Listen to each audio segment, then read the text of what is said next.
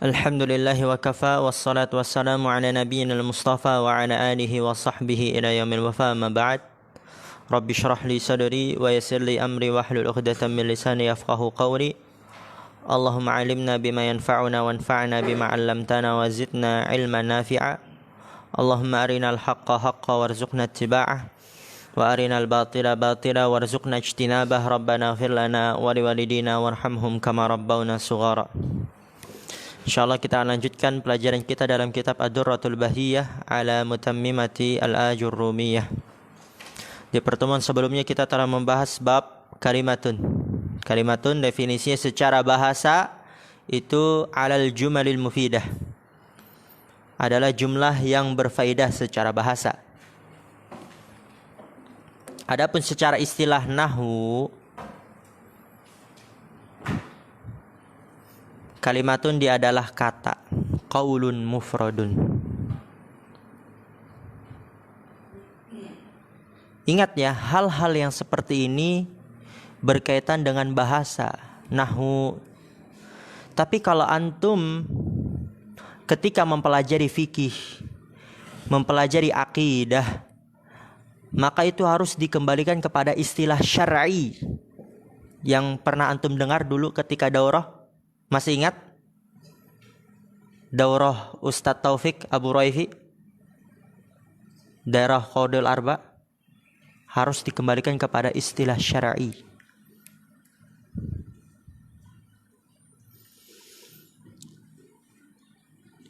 Jadi dalam permasalahan istilah itu di setiap buku berbeda-beda. Misalnya antum menemukan dalam buku nahwu istilahan, maksudnya apa? Istilah menurut para ulama nahwu. Karena antum menjumpai istilah tersebut di buku nahwu. Dan nanti kalau antum mempelajari buku shorof, misalnya lughatan wastilahan, istilah berarti itu menurut ulama siapa? Shorof. Di buku fikih, lughatan istilahan berarti istilah menurut ulama apa? Fikih. Usul fikih, lughatan istilahan berarti istilah menurut ulama siapa? Usul fikih. Karena beda nanti. Antum jumpai istilah di buku fikih dengan istilah di buku usul fikih. Karena menurut ulamanya pun beda. Di buku fikih menurut ulama fikih, di buku usul fikih menurut ulama usul fikih. Seperti itu.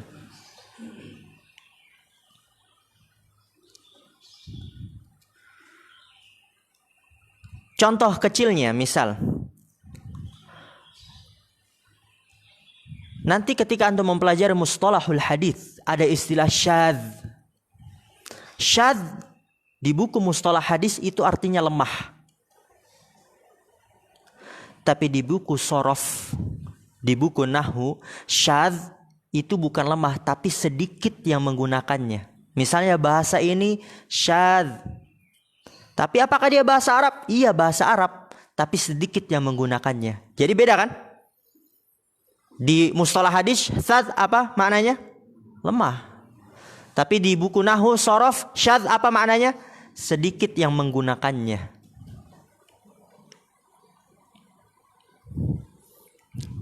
Dan hal-hal yang seperti ini harus tahu. Kita lanjut. Qala al-mu'allif rahimahullah ta'ala wa hiya ismun wa fi'lun wa harfun ja'a li ma'nan. Kalimatun dia adalah isim, fi'il, huruf yang datang dengan makna. Dan ini sudah kita bahas ya, Masya Allah, Alhamdulillah. Di Tuhfatul Ushobiyah definisi isim secara bahasa, secara istilah, fi'il, huruf. Kenapa diikat dengan ja'ali ma'nan? Kenapa? Liyubayyina annal harfal ladhi yadkhulu fi tarkibil kalami huwa alladhi yakunu lahu ma'nan minal ma'ani. Alhamdulillah. Qala syarih hafizallah ta'ala, qawluhu wa hiya ismun ila akhirih. Urifa inhisarul kalimati fi hadhihi thalathati bil istiqra'i wa tatabbu'i kalamil arabi. Perkataan penulis wa hiya ismun, ya, kalimatun ada 3 dia, isim, fi'il, huruf. Kok bisa tahu kalimatun cuma 3? Emang enggak 4? Kok bukan 5? Kok bukan 2 aja? Kenapa 3? Dari mana tahu? kalau kalimatun ada 3. Kata Syekh di sini, urifa inhisarul kalimati, diketahui cakupan kata fi hadhihi thalathati, pada 3 ini. Kata ada 3 isim fi'il huruf. Tahu dari mana? Bil istiqra'i, dengan meneliti. Wa tatabbu'i kalamil arabi, dan mengamati percakapan orang Arab. Jadi para ulama nahwu itu dia meneliti percakapan orang Arab.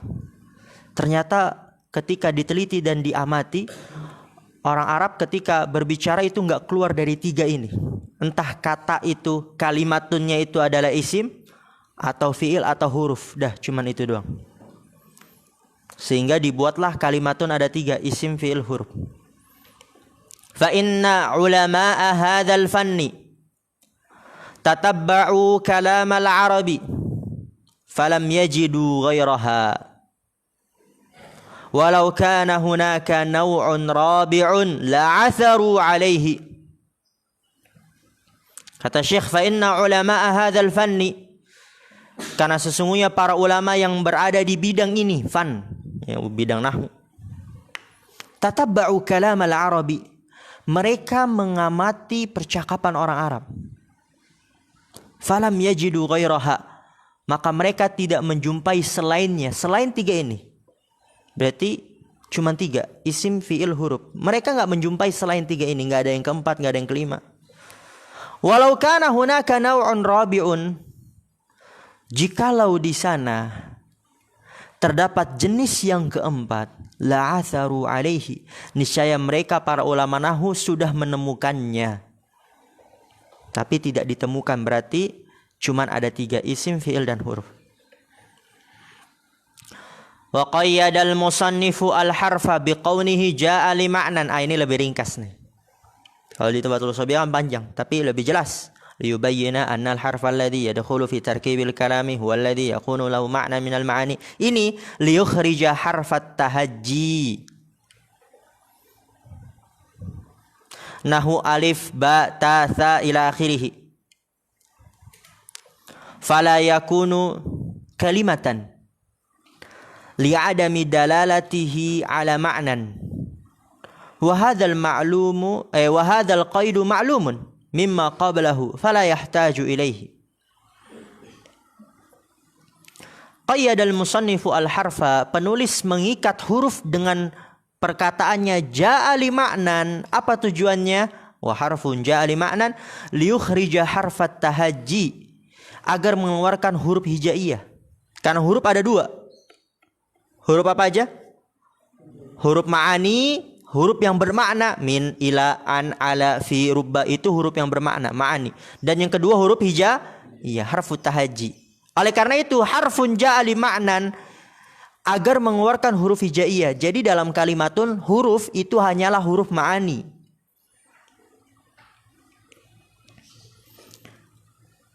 Ja'ali ma'nan liyukhrija harfat tahajji, untuk mengeluarkan huruf hijaiyah, contohnya alif ba ta tha ila akhirih. Fala yakunu kalimatan, maka huruf hijaiyah bukanlah kata. Kenapa huruf hijaiyah bukan kata? Li'adami dalalatihi ala ma'nan, karena tidak menunjukkan atas makna. Wa hadzal qaidu ma'lumun, dan ketentuan ini telah diketahui mimma qablahu, dari yang sebelumnya, yaitu di buku Tuhfatul Shabiah yang panjang kan. Fala yahtaju ilaihi, maka tidak dibutuhkan kepadanya lagi penjelasan karena sudah dilalui sebelumnya. Lanjut, sekarang penulis akan merincikan satu persatu apa itu isim, tanda tandanya, apa itu fi'il, tanda tandanya, huruf, kemudian apa itu juga tanda tandanya. Qala al-muallif rahimahullah ta'ala, fal-ismu yu'rafu bil isnadi ilaihi wa bil khafdi wa bit tanwini wa bi dukhulil alif wal lam wa hurufil khafdi. Isim dapat diketahui, yaitu tanda-tandanya adalah bil isnadi ilaihi, dengan menyandarkan kepadanya. Wabil khafdi dan dengan khafat. Wabit tanwini dan dengan tanwin. Wabidukhulil alifi wal lami dan dengan masuknya al. Wa hurufil khafdi dan dengan masuknya huruf khafat. Qala syarih hafizallah ta'ala, yaitu semua tandanya sudah kita pelajari di Tuhfatul Shobiyah kecuali satu, isnad ilaihi. Qala syarih hafizallah ta'ala qawluhu falismu qaddamahu ala akhwaihi al-fi'li wal harfi. Kenapa? Li syarafihi. Apa sisi kemuliaannya? Min haitsu innahu qad yastaghni anhuma fi ba'di tarakibi. Nahu Zaidun qa'imun wa abuka rajulun karimun. Wa nahwu dhalik. Wa huma la yastaghniyani anhu. Idh la yakhlu minhu kalamun. Kata pensyarah hafizallah ta'ala, falismu qaddamahu ala akhwaihi al-fi'li wal harfi. Penulis mengedepankannya kembali ke mana? Isim. Penulis mengedepankan isim ala akhwaihi daripada kedua saudaranya yaitu fi'il dan huruf. Kenapa? Isim dulu yang didepankan. Li syarafihi, karena kemuliaan isim. Isim lebih mulia. Apa sisi kemuliaannya? Min haitsu, yaitu sisi kemuliaannya adalah min haitsu, dari sisi innahu qad yastaghni anhuma. Sesungguhnya isim tidak membutuhkan keduanya. Yaitu tidak membutuhkan fi'il dan huruf. Fi ba'di tarakibi, pada sebagian susunan-susunan. Jadi pada sebagian susunan isim tidak membutuhkan fi'il dan huruf. Susunan kalimat cuman isim saja dia bisa. Contoh, Zaidun qa'imun, ini kalimat bukan? Maksudnya kalam bukan? Kalam bukan ini? Kalam. Susunan. Zaidun isim, qa'imun isim, cuman isim doang dan dia bisa berdiri. Abdulun karimun, kalam bukan ini? Kalam, dan semuanya isim. Abu isim, ka isim, rojulun isim, karimun isim, dan dia bisa berdiri. Oleh karena itu isim lebih mulia karena dia tidak membutuhkan fi'il dan huruf dalam sebagian susunan-susunan kalam. Sedangkan wahuma la yastaghniyani anhu, dan keduanya membutuhkan isim. Antum terjemahkan aja la yastaghniyani, itu membutuhkan. Kalau tadi yastaghni tidak membutuhkan. Ana ulang. Falismu qaddamahu ala khawaihi al-fi'li wal harfi li syarafihi min haitsu innahu qad yastaghni. Tadi apa terjemahnya? Tidak membutuhkan. Sebenarnya arti letter luck-nya adalah cukup. Itu letter luck-nya, cukup. Sesungguhnya isim cukup dari fi'il dan huruf. Tapi kurang untuk difahami, sulit untuk dipahami. Oleh karena itu diterjemahkan saja isim tidak membutuhkan. Ya, qad yastaghni itu tidak membutuhkan. Anhuma fi ba'di tarakibi. Nahu Zaidun qa'imun wa abuka rajulun karimun wa nahwu dzalik wa huma la yastaghniyani anhu. Tadi apa terjemahnya? La yastaghniyani apa artinya? Membutuhkan. Letter luck-nya tidak cukup. Tapi antum terjemahkan saja membutuhkan, itu lebih mudah untuk dipahami. Wa huma la yastaghniyani anhu, dan keduanya membutuhkan isim. Jadi fiil dan huruf itu membutuhkan isim dalam susunan kalam. Enggak bisa kalam berdiri kecuali pasti ada isim. Coba antum berikan kepada ana kalam yang enggak ada isimnya, enggak akan antum temukan. Pasti ada isim. Idh la yakhlu minhu kalamun, karena tidak luput dari isim suatu kalam, pasti ada isim.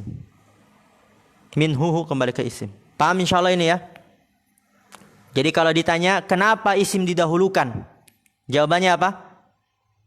Karena kemuliaannya. Apa sisi kemuliaannya?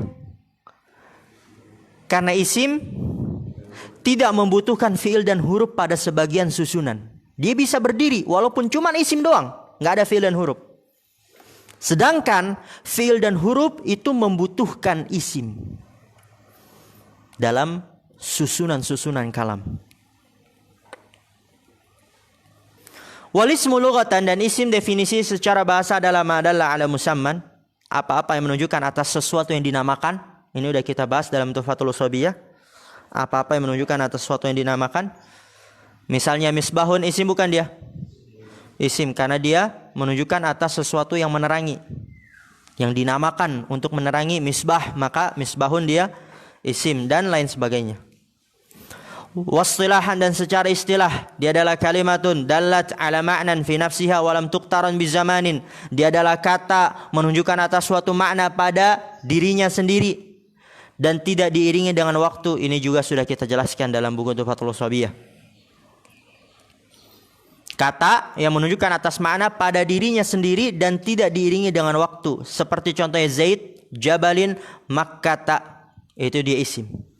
Kenapa dia isim? Karena Zaid, Jabal, Makkah, dia kata yang menunjukkan makna pada dirinya sendiri dan tidak diiringi dengan waktu.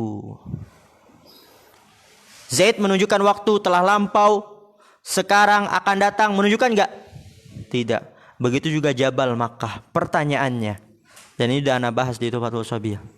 Ghadan, amsi, al-an, syahrun, sanatun, itu isim. Ghadan isim bukan? Isim. Amsi isim bukan? Syahrun, usbu'un, yaumun, isim bukan? Isim. Kan dia menunjukkan waktu. Bagaimana jawab? Antum enggak sempat jumpa ini ya, Dekta ya? Enggak. Kenapa? Buka lagi Tuhfatul Ushabiyah. Ayo loh. Penting gak ini? Penting sekali. Karena antum nggak tahu nanti ketika ngajar jumpai murid yang dia suka bertanya, Ustaz, katanya isim kan kata yang menunjukkan suatu makna yang tidak diiringi waktu. Tapi kan godan isim, Ustaz. Godan artinya besok, waktu tuh. Amsi isim, Ustaz. Artinya kemarin, waktu dia. Yaumun isim. Apa ya?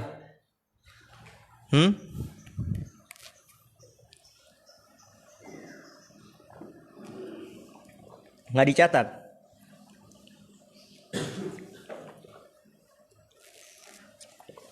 Perhatikan. Karena godan, amsi, al-an, syahrun, sanatun, yaumun, usbu'un, itu makna waktunya pada kata itu sendiri, bukan diiringi. Sedangkan fi'il, kataba, apa makna pada kata itu sendiri? Menulis, tapi dia waktunya apa? Diiringi, yaitu telah menulis. Waktu lampaunya diiringi.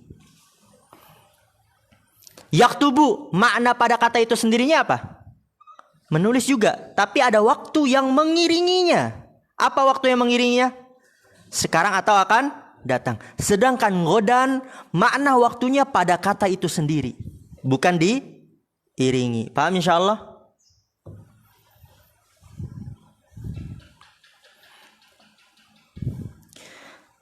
Wastilahan kalimatun dallat ala ma'nan fi nafsiha wa lam tuqtaran bi zamanin.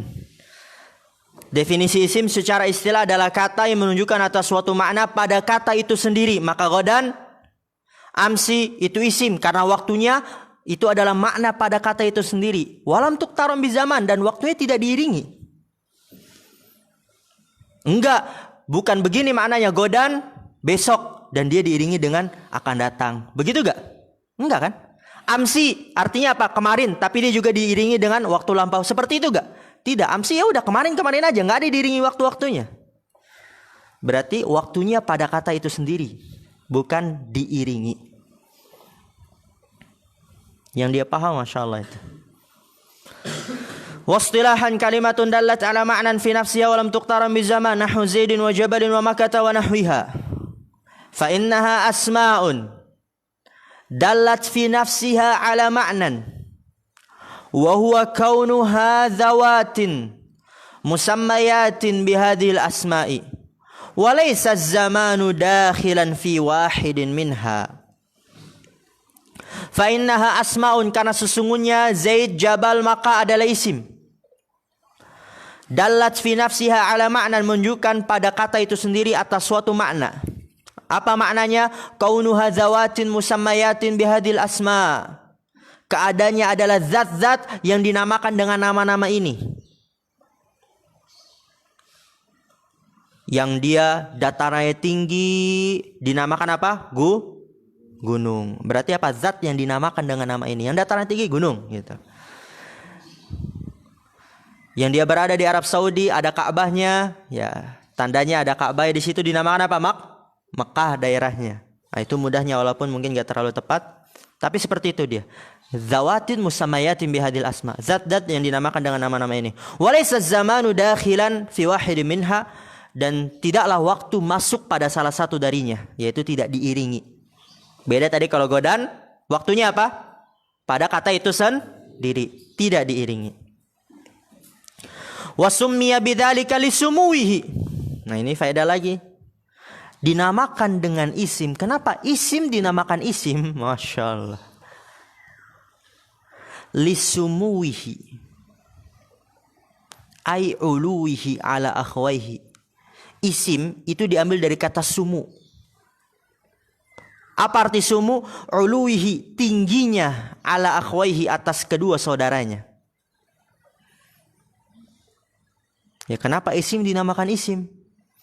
Karena isim diambil dari kata sumu. Apa itu sumu? Tinggi.